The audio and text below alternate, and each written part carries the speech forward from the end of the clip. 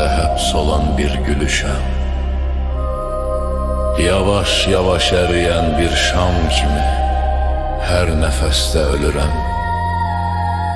Bu nazəndə ruhunun qapılarında çırpınan bir kirpiyinəm. Her zerresinde bir parçam olan bedeninde döyünen ürəyəm. Durğun sularını yavaşça titreden yersiz bir küləyəm. Ne bir iz koyaram sularında,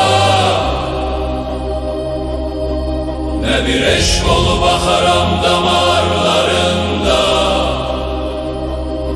ne bir deniz olaram gözlerinde, ne de bir sevinç olaram narin tebessümünde, ne de ki bir ışık olaram karanlık zulmetlerine. Ama içten içe yanır, erir, mahvoluram mendeki sonsuz boşluğunda.